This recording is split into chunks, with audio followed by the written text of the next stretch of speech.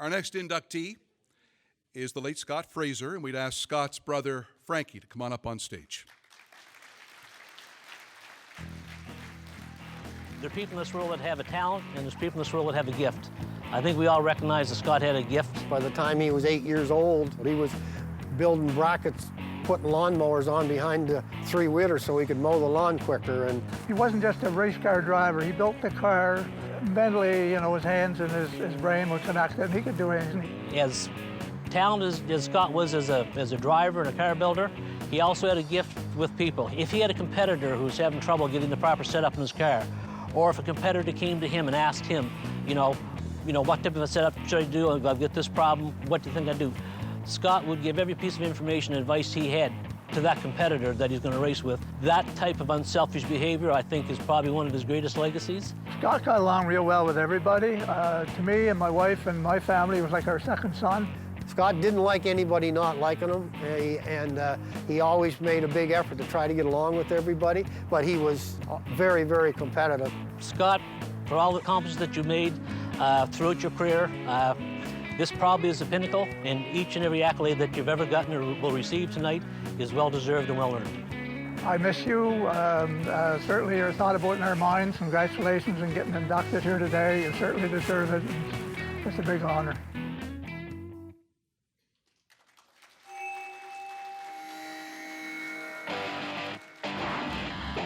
Scott Fraser, race car champion, hometown, Shubenacadie, Nova Scotia. A racetrack legend who always knew how to set the pace, the late Scott Fraser is the first stock car racer to be inducted into the Nova Scotia Sport Hall of Fame. Scott put Shubenacadie on the map with many first-place finishes on tracks throughout the Maritimes and the U.S. He became known as the Shuby Shuttle, a name that lives on with the large local and national following he earned during his 12-year pro career. The son of maritime stock car racing legend Frank Fraser, Scott spent weekdays after school at the race shop and weekends with his dad and brother at the track. He earned his living building cars and lived his life racing them. He won the Maritime Modified Championship in 1992, and later on, a pair of Maritime Association for Stock Car Racers Championships in 96 and 98. In 1999, Scott was named Nova Scotia Male Athlete of the Year. By the early 2000s, he was turning heads in the U.S. with a set of wins at both the World Series of Asphalt Stock Racing and the International Pro Stock Car Challenge Championship. In 2001, Scott claimed top prizes at 6 notable American Speed Association contests. His final win was in 2003 in front of hometown fans at the Scotia Speed World Track. Many of his records remain untouched, even 10 years after his untimely passing at age 33. Atlantic Cat, one of Scott's sponsors, holds an annual memorial event in his name. Raising the bar for racers and race car builders, Scott Fraser is a stock car hero. And tonight, we induct him into the Nova Scotia Sport Hall of Fame.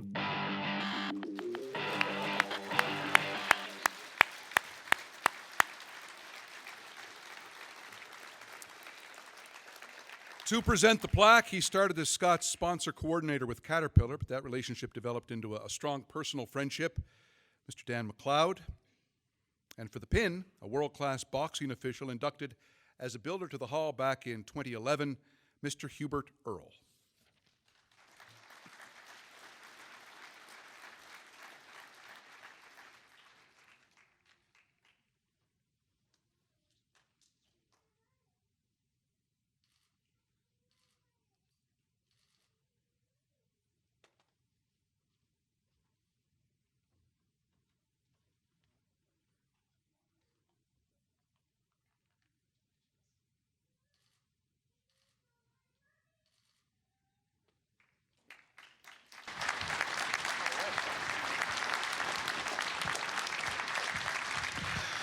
You want to talk about legacy? Here we are some 10 years later, and this guy's still revered, isn't he?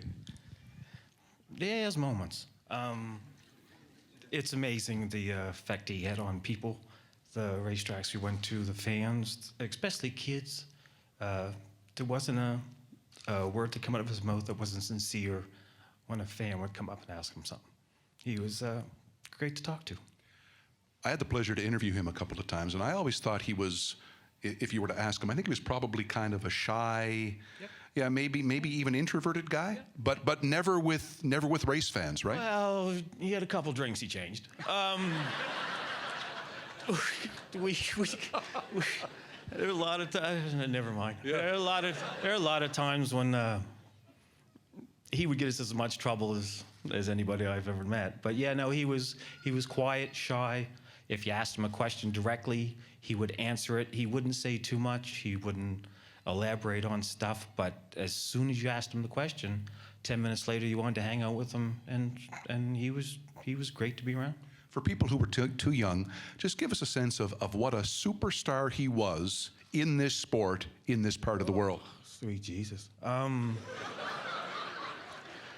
You couldn't go, I don't know, you couldn't go anywhere with him to a racetrack where everybody stared at you all the time. You were the car, he was the guy to beat. If you were having trouble, he was the guy to ask help from. If there was a fight, he was the guy they were going to beat up. No matter, whenever he was around, he was the guy that everybody watched all the time at a racetrack. And, you know, it was a hell of a ride. It was fun. Yeah, very charismatic guy, obviously. And he's remembered to this day. Give us a sense of how he's remembered yearly around here. Well, besides the Cat 250, it's been 10 years. I don't know which one of us had the dumb idea, me, Dad, Kurt, one of us, but we decided to do up a car like Scotty's old car, run the 250 at Scotia, bring his most fierce competitor and would have been one of his best friends he had lived up here, Ben Rowe, up here to drive his car. We painted up like it. Dan McLeod, who was up here from Atlantic Cat, he agreed to let us sponsor the car or decal the car like his, and it caused such a wide sensation. It was crazy, the phone calls and texts and interviews and pictures, and they had the drivers out on the front stretch, and everybody wanted their picture taken beside that car. The race was even kind of delayed that night, wasn't it? It was a little late getting going just because the amount of people out, and it's partly our fault. I mean, everybody wanted to be part of that night, and we almost pulled it off. I mean, Ben ran one heck of a show. He ended up finishing second in that car. I remember Curtis and I talking before the race. We were all staring at the car, and like it was eerie. Like we walked to the track, we were scared to walk up. I was scared to walk up the fence first at the first of the day. I walked up and looked out there and seen the car going, and went, you know, this ain't gonna be much fun as we thought it was gonna be. And then as the day went on, and we ran well, and we almost won, and we remembered what it was about to have Scotty around. It turned out to be one. It was a great day. Yeah. Legacy's a beautiful thing. Congrats, and thanks for being here. Thanks.